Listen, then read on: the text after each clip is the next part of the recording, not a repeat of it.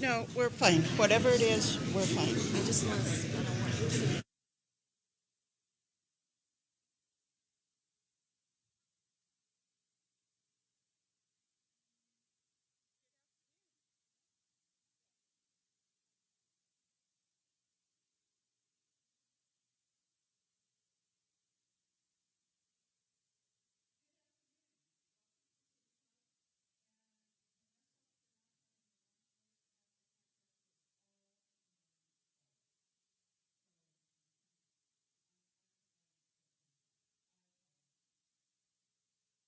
Today, we're going to talk about, Joe Hannon and Bob Shook are going to talk about our relationship with TVFR, which I think is a hot topic and has a lot of interest for all of us. But first, we have a little bit of business to conduct, City Club business, and that's our annual meeting.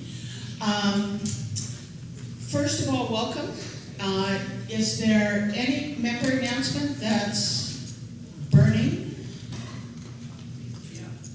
Yes, Bob.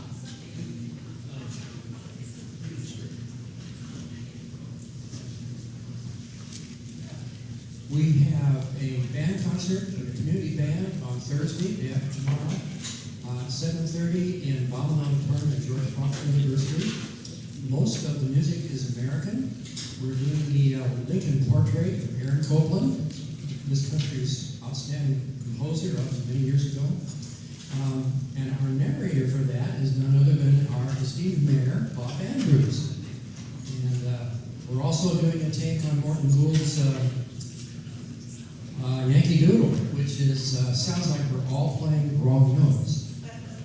Right through the strict piece. It's a take on it. It's difficult. Anyway, that's Thursday at George Washington University in Bowman Auditorium at 7:30. Thank you. Now, this is the slide thing. All right, on to our annual meeting. Every year we need to, the membership needs to approve a slate of directors, but I also wanted to share some information with you. First, our dues for next year will not be changing. Dues are not going up. They remain the same. We will offer 3 kinds of membership. One is an individual membership that can be shared with another person for a total of $50. And there is also a business membership for any business or civic organization, and that is for 4 people to attend any one meeting, and it's not specific to person. So any 4 people from your business or civic organization. The other important piece of information is our lunch costs are not going up. Thank heavens. Bon Appetit has managed to hold the prices for us. And so our lunch will be $10 for members, $15 for non-members. We will have an increase in the meeting charge to $6 for non-members and $3 for members. Okay? And, oops, there we go. Next year's directors. Kathy Try has been a president-elect this year. She will be president next year. Heath Cornick will be coming back, or has agreed to come back on the board as president-elect. Julie Want has agreed to be our treasurer. Barbara is leaving.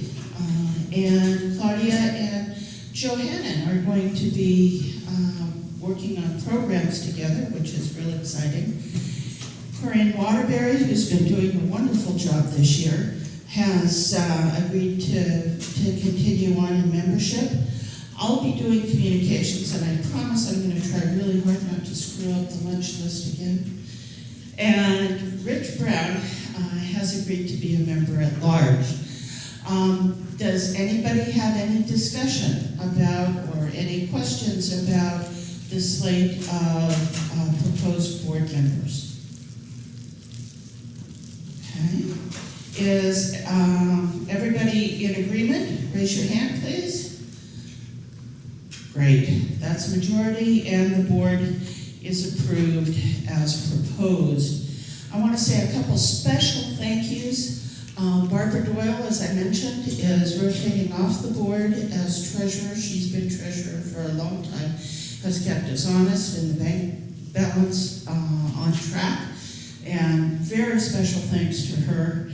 Bon Appetit has been really a delight to work with, and they've been very helpful in assisting us to contain our costs. Chehalim Cultural Center also did not raise their rates for us this year, and we very much appreciate that. And most of all, thanks to all of you for being members of City Club. Thanks. And I'm going to turn it over to Claudia, who will introduce our speakers. And I'm going to stand here and pretend like you don't see me while I switch slide presentations. Thank you, Marge. Thanks very much for being here today. I think that the fact that you're all here certainly signifies that this is an important issue for the city of Newberg. Newberg and the Tualatin Valley Fire and Rescue are in the middle of a 2-year contract to provide fire protection services for the city of Newberg. This is not a long-term situation, and a decision point is nearing. So we have asked City Manager Joe Hammond to come and provide us information on what the status is currently, how we got here, what the options are, and what the next steps are as well. And then when Joe's done, we've invited Mayor Bob Andrews and Robert Sapi to share a couple of different points of view on this, and then we're going to open it up to questions for everyone as well.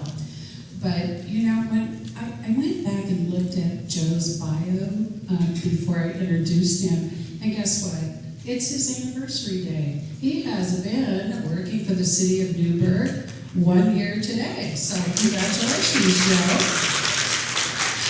So I guess it's now 31 years that you have been in city administration, and we're certainly glad you're here. So, Joe, I'm just going to go ahead and turn it over to you.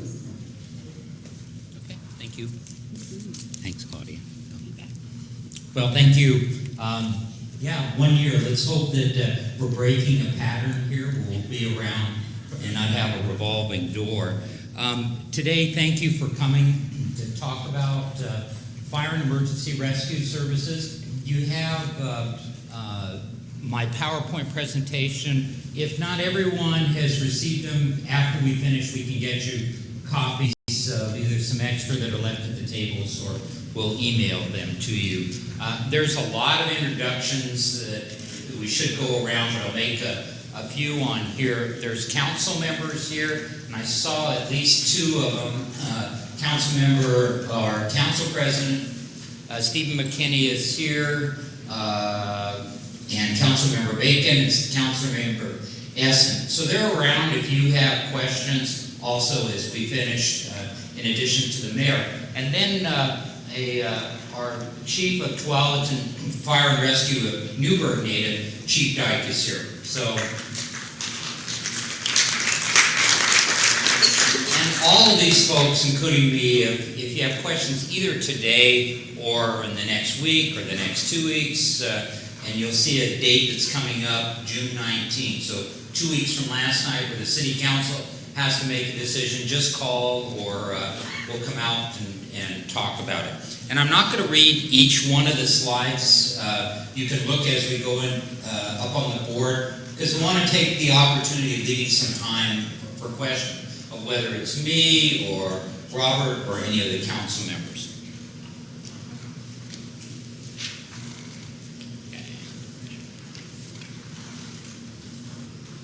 I will learn how to use this. Okay.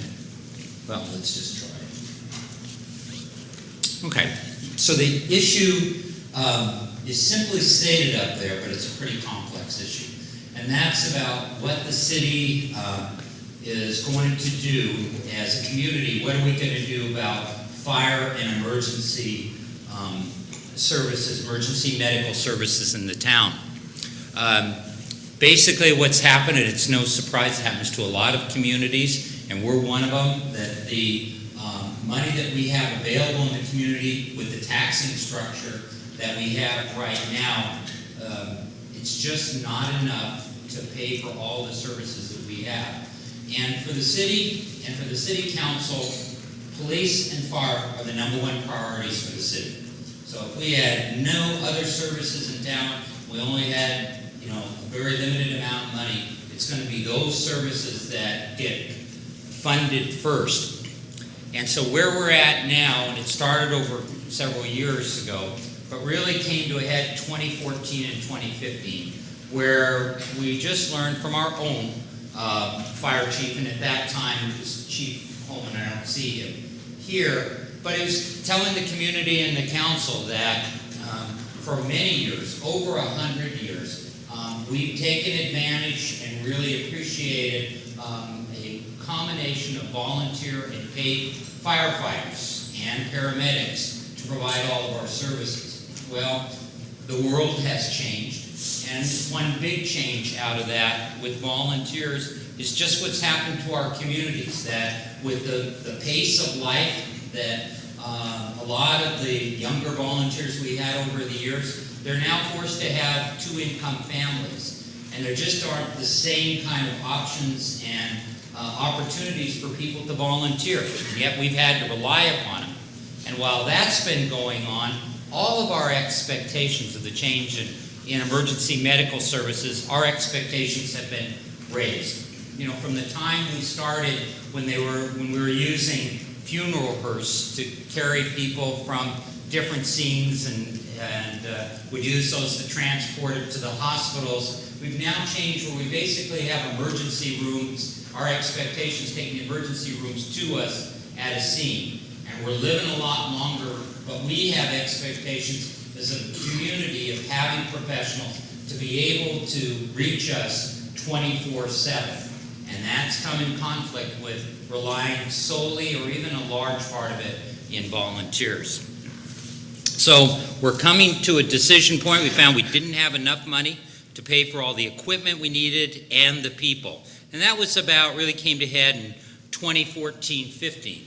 So at that time, because we had Tualatin Fire and we knew about them, and they'd been provided mutual aid for us as a community for some time, we looked to them and said, can you help us out?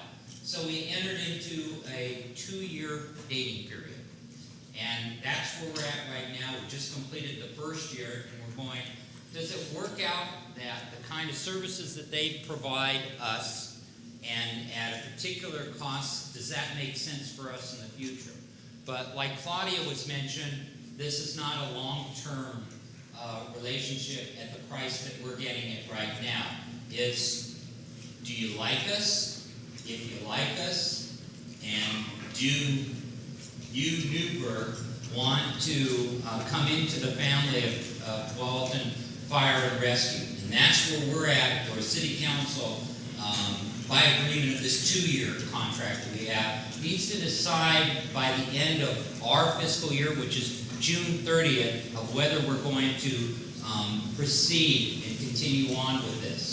So we'll go through how that might happen. Up there you see that, again, over 120 years, and it's been a good run for us. Volunteers providing both fire service and medical service for an awful long time. And this just talks a little bit about covering that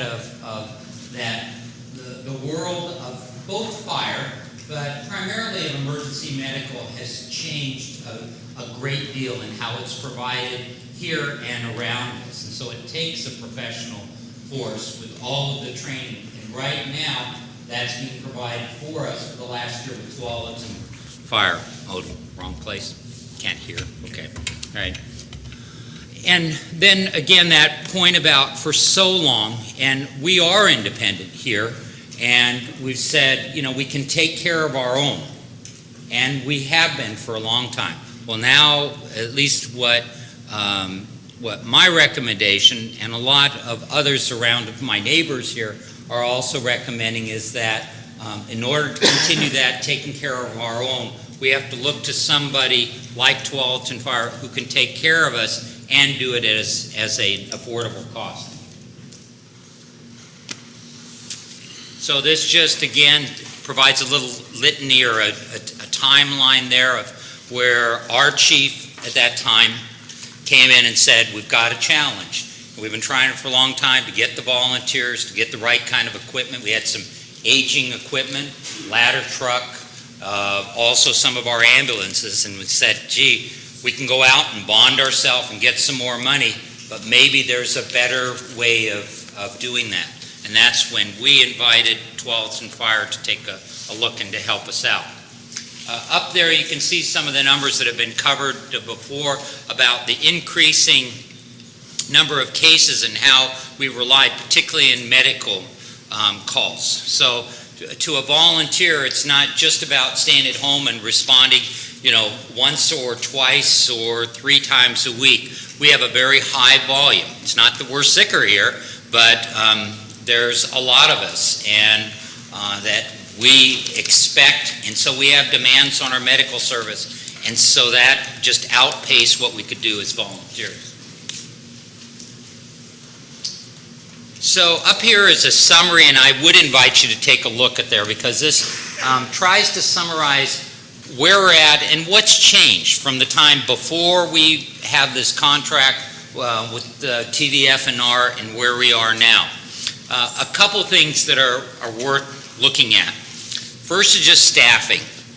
And there are national standards about how many people should be on ambulances, how many people should be on a fire truck stationed around the city. And we have 2 fire stations, and you can always jump to the end that there will always be there will be 2 fire stations, whether we take back the service and continue on or go with Tualatin Fire. There's no any kind of proposal or thought about changing that.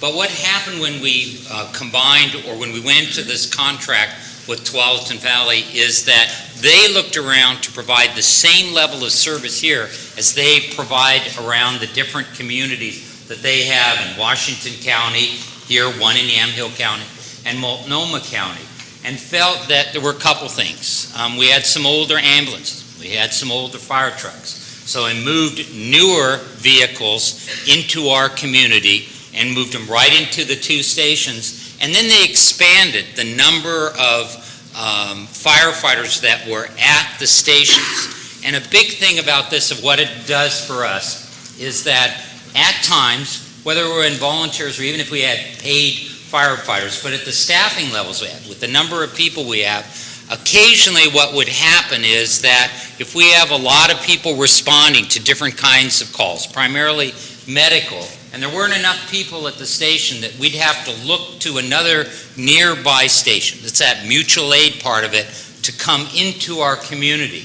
And I don't think it's rocket science to say that all of us know that minutes count when we have an emergency medical response, a heart attack or something like that. They also recognize that. So what's happened up there, and you see on the charts, is there were additional people that were moved to our 2 stations. And in doing that, it allows the response for all of us when somebody comes out to our home, or an accident, if, hopefully it never happens, but if it does happen, that then we have the medical response that otherwise we would have had to borrow from someone else. That's a very significant change that happened from before to where we are.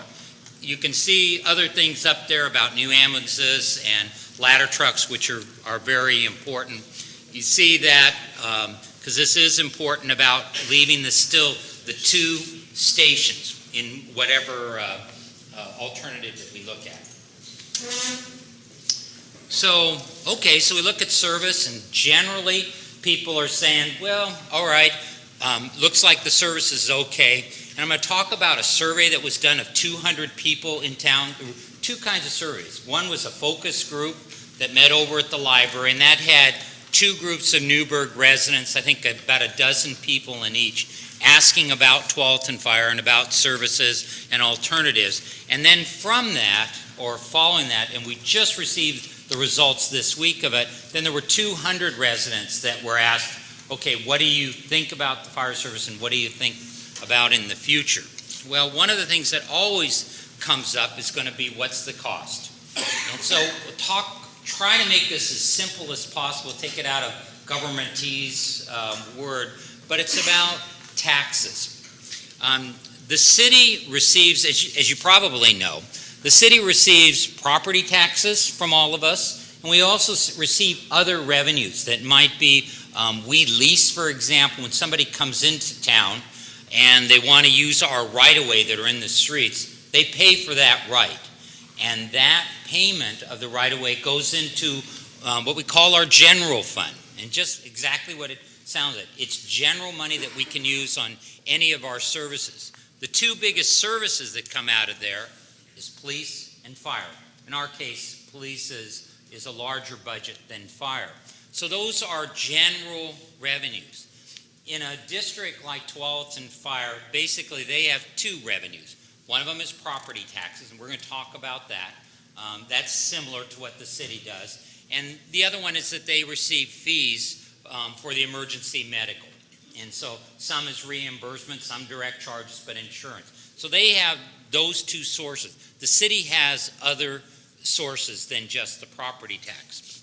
So what I'm going to put up, what you're going to see up here is that for ease of discussion, because it's hard to sometimes understand, I took the amount of money that we're paying in a contract right now to Tualatin Fire, because we don't have people anymore. All of the firefighters that we had went over to Tualatin Fire, and so they agreed to do a contract during this 2-year dating period. And then I translate that if it was to be paid with property taxes.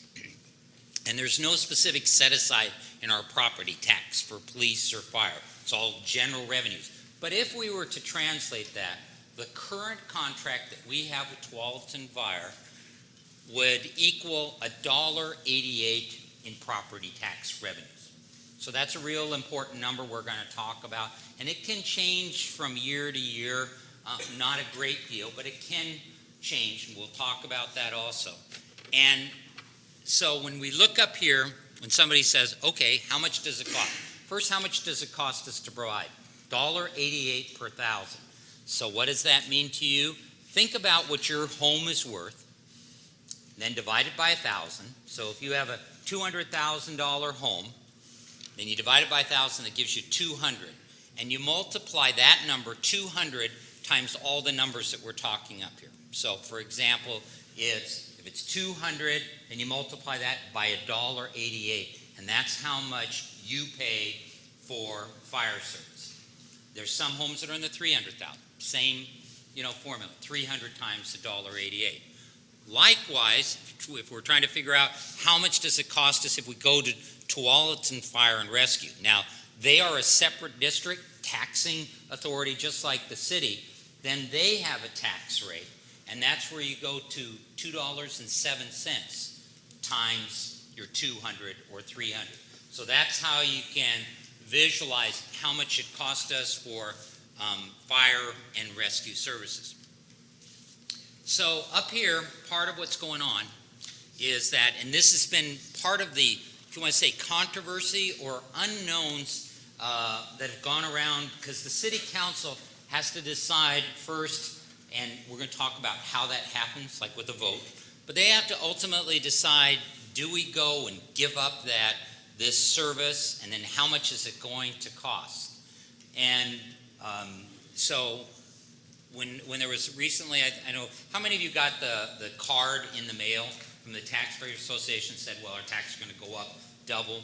We haven't spent a lot of time countering that. What that did is that assumed what a city council was going to do. And what the city council has been doing is trying to just listen to people, figure out, okay, what might the impact be on individual homes, on the city as a whole, before they come out and decide what they're going to do. And so that's part of what we're doing today. It's part of what's going to happen at an open house coming up, and it will be part of what happens ultimately 2 weeks from last night on the 19th, when the city council will decide where we go. So one thing that you see up there is a comparison of right now for this coming year, Tualatin Valley costs $2.10 per thousand. We're saying that we have, it's $1.90, but it's $1.88 that we say is what it costs the city right now. So one version of this can be if we annex and we go and we start paying Tualatin Valley Fire $2.10 per thousand, you can take the amount of money that the city is $1.88 and not levy that as a tax by the city, and then the net amount of money that all of us will pay for the fire services would be the difference between the $2.10 and the $1.88. So about 20 cents. Okay? And these numbers, again, you see a little bit because we have proposed budgets. I think now 207, it's $2.07. So we already got a break, right? Drops to $2.07 for Tualatin Fire. And this year, instead of doing $1.90, which that's how much it cost us last year, we're paying $1.88. So the difference is that about 20 cents that it would cost if the city stops providing it and Tualatin Valley then picks it up. What the controversy or the issue when those cards came out is that on this scenario up here, the city council has to decide to say, okay, for next year, 2018, because we're set for this year for our taxes, that the city would not charge the $1.88. So that's a decision that they have to make in order to see this difference. Now, right now, by law, we could annex into the city, and they could say, for all kinds of reasons, saying, oh no, we're going to not levy $1.88, we may levy $1, which then leaves 88 cents to go for other city activities. They could say, no, we move over, and it's $2.10 or $2.07 more to each of us, and we keep all of the $1.88. That's what the card going to people was about, is the worst case, if you want to say that, where the city says, we're turning over our service, but keeping all the money. When you get to the last page, like you go in the book, you'll see what the recommendation is to give back or not to levy $1.88 next year. That's the recommendation the city council gets 2 weeks from last night. But up here you can see the differences, and again, you can use $200,000 home or $300,000, depending on where you sit. Okay, so it says, well, gee, when we're doing focus groups and surveys, well, I thought this was already a done deal. Don't I see Tualatin Valley and they're running around town and they're, saving people? No, there's a decision that has to be made. And it's an extended decision of when you go from a city to a district, changing over the services, it involves property taxes. Well, the city doesn't collect property taxes on our own. Property taxes are something that when you go, you have to go to the state, and they change, okay, let's change from Newberg over Tualatin Valley. Well, there's some steps in between it, legal steps and going through county approvals and district boards. That takes up to a year, or it could take a year to make that happen. That's why in our 2-year dating period, we said that we need to give an indication in June, by the end of June here, to say, do we want to make this happen in July 1 of the following year? Or if we don't like the way things are going, we deconstruct what happened, meaning we take our fire department back. And so that's why we're here today talking about it. I'm sorry. Is that mine? I just got fined $1 because I didn't turn my cell phone off. So, okay. So, and we'll get here to questions very shortly. So see, here are some of the options that are up there that we have for the city. And you can read down there. we can return to the way we were doing the city before and take back the equipment and the people that we have and basically reconstruct a fire department. There's cost with that. The reasons that we did this originally or looked at this in 2015 and 16 haven't gone away, so we don't have any more money in the city to provide to buy new equipment or to get us to close to the staffing levels that we enjoy, that we have right now. That's an option. We can go up and we can return and then say, well, if we want to upgrade the ambulances and get us a modern ladder truck, but we don't have any additional money, then we can cut other services. Well, the largest service that we're talking about in that general pool of money is basically police. Both of them are priorities for the community, but that's, in likelihood, that's where the money would come, because that's our single largest source of expenditures for our city tax we have now. The other one is that we could go, okay, we'll take back the services, and then we'll just go back out to all of us, to voters, and say, okay, we need money to be able to provide this enhanced fire department. So we can come back and ask for a levy. It's a tax, property tax, and say, do we want to have this particular kinds of modern equipment, and firefighters and paramedics, and it's going to cost us X amount of money. We don't have that cost yet. We'll have it before June 19th. But I can tell you with certainty that it cost a lot more money than the $2.07. Otherwise, we wouldn't have, if it would have been an easy one of keeping our own fire department doing a levy 2 years ago, we would have gone down that road. And it doesn't work out that way. But we can come back and ask to either cut some services and have another levy, or the last one is we can annex. People don't like the word annex, but it basically means that we join a lot of other communities, and our community would then be part of Tualatin Valley Fire. And one thing that's important to some people is that the tax rate across all of Tualatin Valley Fire is the same for all of the people that are there. Why that becomes important, and I think why they're able to offer the services they have for us during this 2-year period, is that they're basically, we're taking advantage of higher property value in other parts of the district. If you want to say, Hillsborough, you want to talk about Beaverton of having more value in some of their industrial and commercial properties, and the higher, since we all pay the same tax, the more money that's generated there can come to an area that we're thriving and we're growing and all that, but not having quite as much of the value here. But that's why it can't go on forever at the $1.88. Almost. So, do we have a couple of other opportunities for you or to send your friends to a chance to talk about this in more detail? We have today, so you have us sticking around to talk about. But there's also an open house that's sponsored by Tualatin Valley Fire and Rescue, and they can answer even more detail, and they've got great visual aids that are up to talk about both the services but also the dollar amount, what the impact is. And so that's coming up there on June 15th at 7 o'clock.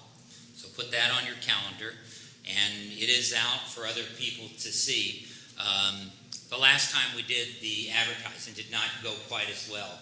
Some people got them the day after the meeting. We try to apologize, and I try to catch all those people when I hear them. It doesn't change the facts, but there is an opportunity for you or others to show up there. And then 2 weeks from last night, there's the public discussion, and the council will have to they'll make a decision about where we go forward in this process. So, this is as clear and as succinctly as I can. This is what the recommendation that I have, and that's my responsibility to do this, is the recommendation to the city council asking him to do this, and that's 2 weeks from last night. So very simple. The first one up there that you see is that, and this came out of the surveys of people. Let me back up for a second. the results of, basically a summary of the results of the 200 residents in town about the fire services. There's about 4 or 5 things. First one is they said, yeah, we understand about this Tualatin Valley. I think we understand they're providing fire and ambulance services. And generally what that means is 75% or so said, yeah, they're doing a pretty good job. So we get that. We appreciate that one of the changes that's made with the fire services, them taking over, that now there's paramedics and all of the rigs that come out that might respond to an emergency. Appreciate that. Also said that whatever you do, city, don't be closing any fire stations. We want both of the fire stations stay open, whether you keep it or give away the service, keep those open. The other thing that came in is don't double dip. If you give up the fire service, city, then don't charge me for fire service when it's been moved to somebody else. Oh, okay, sorry. And then the other one was, and this is 60% of the people, again, of this 200 folks says, we want to vote. And if there's a change, and this is an annexation, or if we're going to be charged any more money, we want to vote on it. That's basically the summary of the findings. So up there, you see it. First and foremost, the recommendation is to have a vote on the annexation. So all of us choose of what we're going to do. The second one is my recommendation that I have, and doing this for a long time, and I also was in the fire and police service, so as somebody on the ground doing it to here, but my recommendation is that Tualatin Valley Fire and Rescue, the way it's set up, the way the tax structure in there, it's a good, it's a professional, it's a progressive service, and it's good for us, and it's good for us financially. If we were being charged different tax rates across the district, that'd be a different story. But at the rate that's up there, we can't provide emergency medical and fire services for $2.07. So my recommendation to the council, it's the council that makes that decision, is that we should go with Tualatin Valley. The first one is there, but there should be a vote. And then the final one is my recommendation to the council is costs us the equivalent of $1.88 now, and that we should not charge that on a levy when we transfer the services over in July of next year if it goes forward. Okay. I think there's an opportunity now for questions. The mayor, the council member here, and then Robert. Whoop. Okay. Yep. We've invited, I'm sorry. Thank you, Joe. We've invited Robert Suppy to come and make some comments today. Robert, as many of you know, is a former member of the Newberg Budget Committee. That's a committee he chaired for several years. And then directly from the Budget Committee, he was elected to the Newberg City Council. And he served on the council through 2007 and was president of the council at one time. He's been on the Cultural District Board since its inception and now serves as its president. And Robert is a community activist. And so Robert has some comments to make, and then that'll be followed by our mayor, Bob Andrews, who's also got some comments to make, and then we'll open it to questions. So come on up, Robert. Thank you. Thank you, and good afternoon. I'd like to thank the City Club for the opportunity, as well as the city manager. Hold it up like that, got it. Well, I'd like to thank the City Club for this opportunity, and as well as the city manager and the mayor for their participation. I give a special thanks to the city manager for a very thorough presentation. I will apologize in advance, as you saw with the microphone. I'm not as skilled a speaker as Joe is, and I hope you'll bear with me. I had written a fairly long script for what I would say today. To those of you that know me well, that's not at all surprising. I've decided instead to spare you and to try to keep it fairly short and allow more time for questions. There are a number of aspects surrounding the annexation of the city of Newberg into the TVF in our district. Today I'd like to focus on just one of them, which has to do with taxation. To be clear, I'm not making any arguments against the annexation itself today. The basic issue I wish to address is one that Joe explained very well. If we annex into the TVF in our district, we gain a new tax, the city loses the obligation to fund fire services, yet it retains the authority to levy the full amount that it presently does.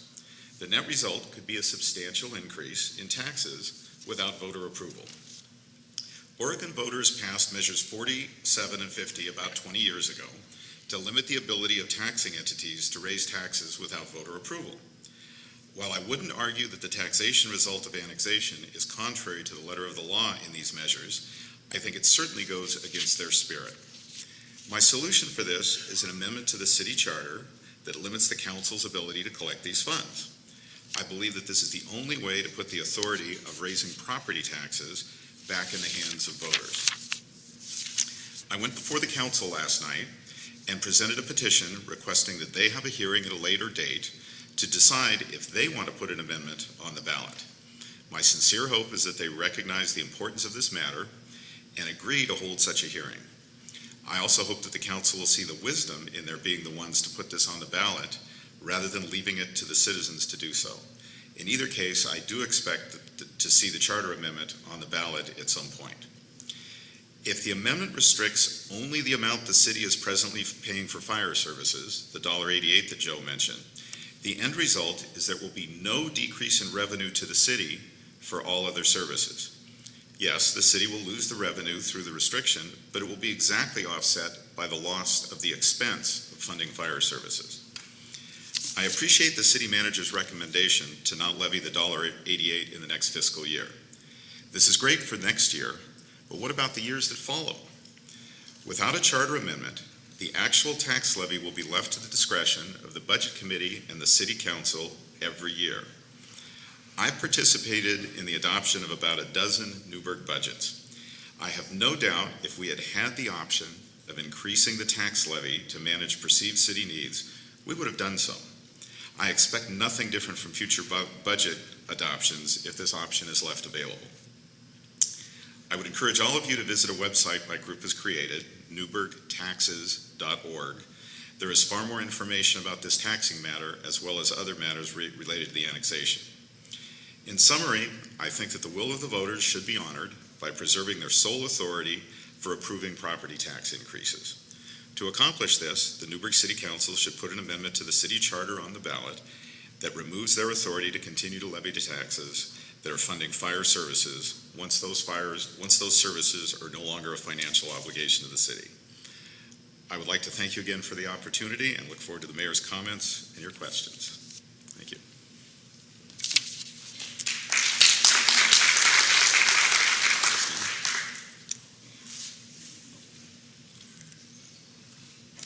Mr. Mayor.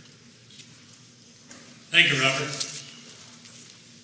It's good to see this kind of a turnout this noon. Sometimes we have good turnouts and sometimes we have just turnouts. As you can understand right now, we have a priority in the city of Newberg and have had ever since I've been in office for public safety. Now that public safety is both police and fire. But we also have to deal with the reality of funding. And we have, as many of my remarks are going to be redundant or a repeat of what you heard from Joe, is we've had some very significant change of demographics and family needs with depths of resources in this community since many of you have been here.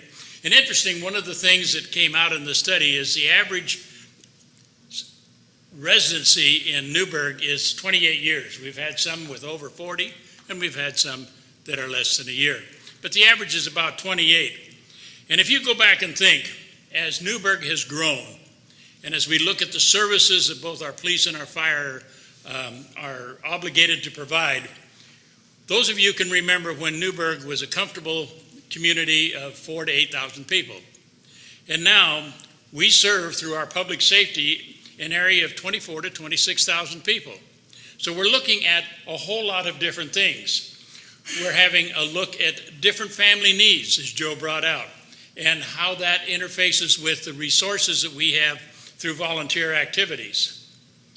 we're looking at how do we benefit the best through an economy of scale, which can be provided through an organization like TVFNR versus our ability just as a small city to acquire the same kind of products. And I think the thing that I want to express really today is what we, the council, need to do is through the questions you ask, through the concerns that you express, we are listening. And I think you get the idea that we are listening. We went through a transition, if you wish, on the issue of how do we annex? Do we do it unilaterally or do we do it through a vote? Myself and most of the council that were sitting at that time said, no, we dedicate that we want to have you, the electorate, the opportunity to vote on an annexation with TVFNR. And then we had some exploration of what the statute said, and it came up that, well, no, maybe the city could do this unilaterally. Well, that has really sparked some concerns, and I think valid concerns, among you, the electorate. And you have now heard the recommendation that is coming to the council, which they will be deliberating on the 19th. Future taxing, I think, is a separate issue at this time. I honor the concerns that Citizen Suppy, thank you, Robert, that Robert Suppy has brought to us, and I believe these needs need to be addressed. I think he raises a valid question. And after the decision on annexation, then we are obligated as a council, we're obligated as a community to address that issue. So thank you for raising it, and we will then deliberate on how we approach it as time comes. So with that, then I'm going to turn it back over to whoever's emceeing, and we will look for questions. Okay?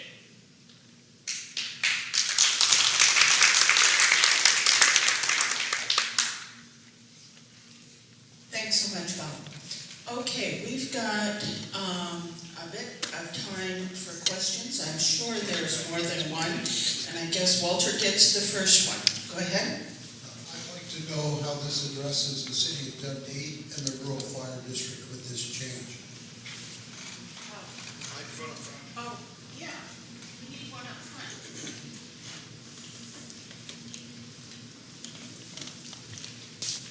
So, and is there also somebody here from Rural Fire? I thought they were going to be here. So we can answer it two ways. One, Tarleton Valley Fire can answer it. We have two relationships with Dundee, as you know. We provide police and fire. We do the police first. Nothing changes from that. With fire, Dundee has their own fire district, so they'll continue to go with that. Now, the rural fire district, which is all around us, they have enjoyed, and it's been a mutually beneficial relationship that Newberg has provided the fire services for the rural fire district, and it's been on a contract that we provide.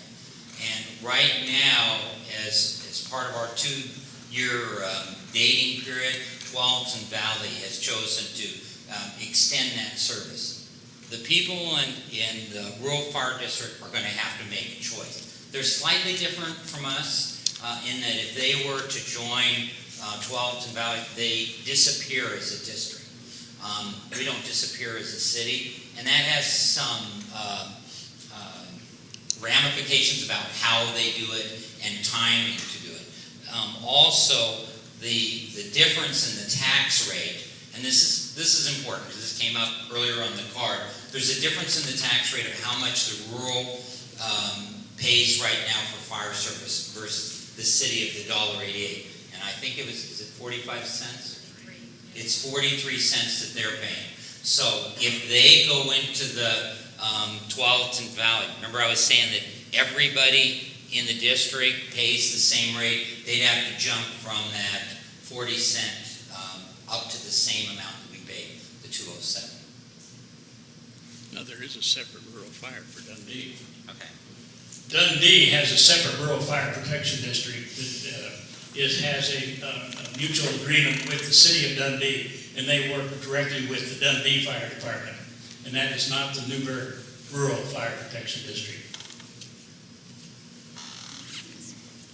I have a question that has about two parts. If this should go to a bond situation, does the city have a cap on how much they can borrow? The other question I have in this relationship, what happens to management decisions and ownership of our firehouses? How much input will Newberg have into district-wide decisions? Okay, I'll try to answer all those. Any of the firehouses? Okay. So there would like, and what it put up there is some of the ways of funding it, like if we took it back. One could be a bond for like buying fire trucks. And we're in pretty good shape in terms of capacity. And we still have to pay for it, and that shows up as a property tax in the bond. Then for operations, the typical way that cities do that is like if we were reconstituting our fire department, let's say we wanted to have the same number of firefighters that are currently right now, and we don't have enough money in that $1.88 to pay for it, we would go out for a local tax levy. You hear it referred to as local option, and that is typically for 5 years. So that's what the levy is. So it's not like permanent taxes like we have. And then we just have to figure out how much it would cost us to get to like the level they are. So we don't have that number now. I can tell you that it's going to be greater than what the 207 is, but we don't have an issue per se with, they call it compression or the total limits that we have. So the city's in pretty good shape. The other question that you had was about the fire stations. And so first and foremost is the fire stations, whether we take it back or we go with Tualatin Valley, is that those stations will still stay in operation. Then the question is... No, my question was about yes, ownership. about ownership, yes. And so that would still be to be determined.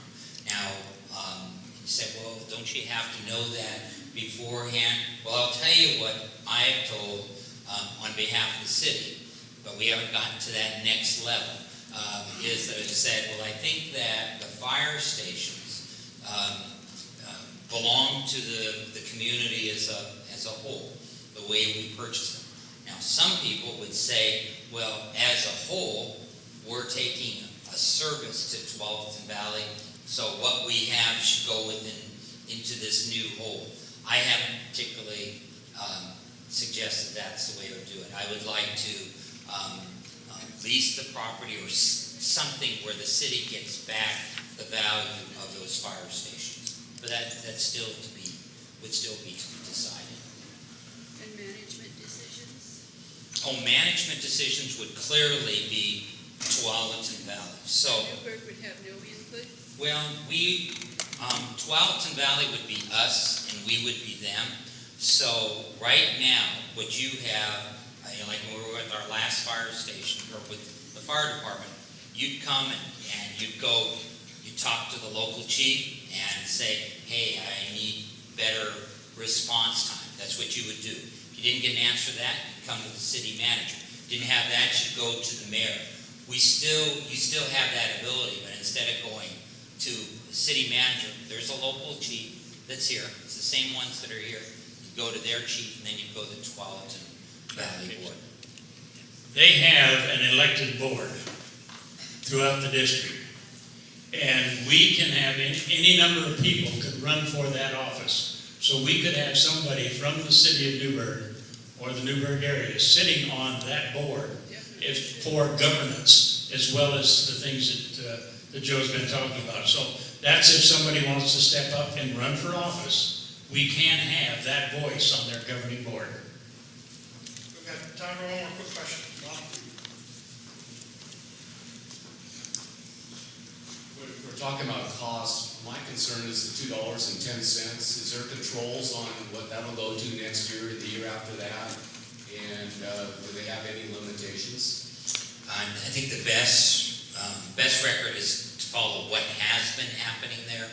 They have a permanent tax rate, just like the city has. I think it's $1.50. And then the difference is for improvements that have been made district-wide.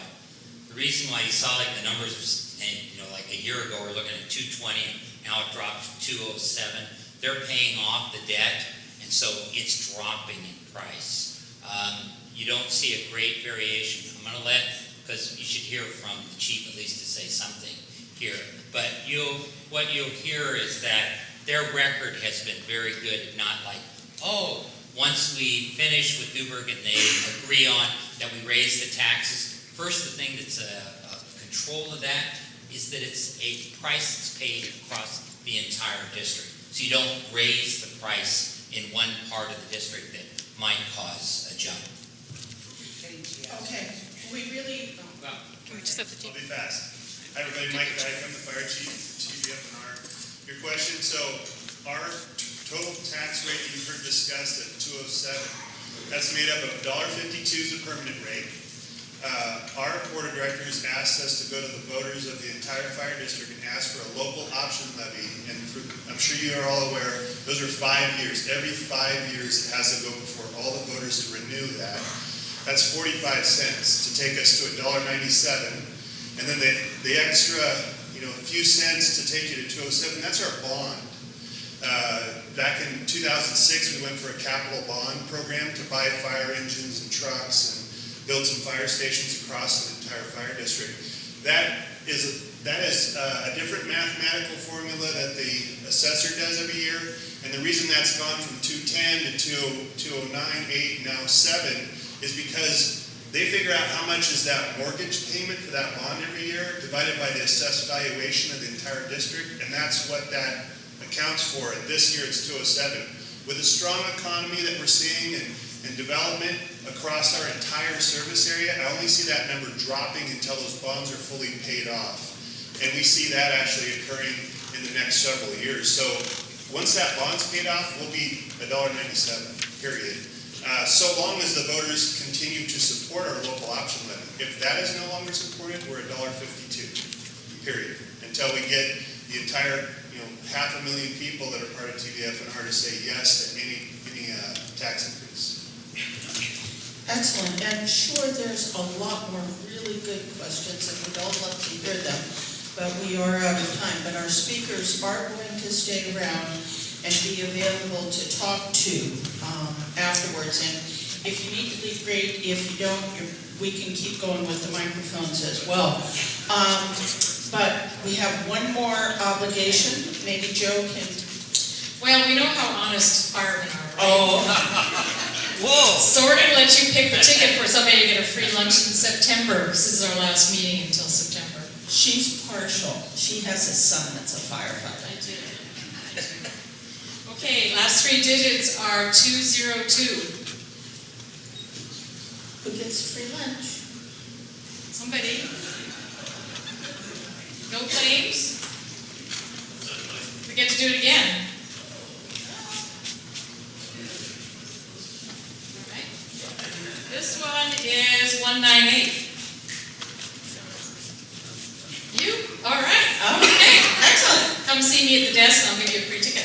Okay. And maybe For those of you that have to leave, please, we're out of our meeting time. But does anybody else have any questions that we want to go with? Okay. Very good, we'll see you all next season. Thank you. Thank you. Have a great summer.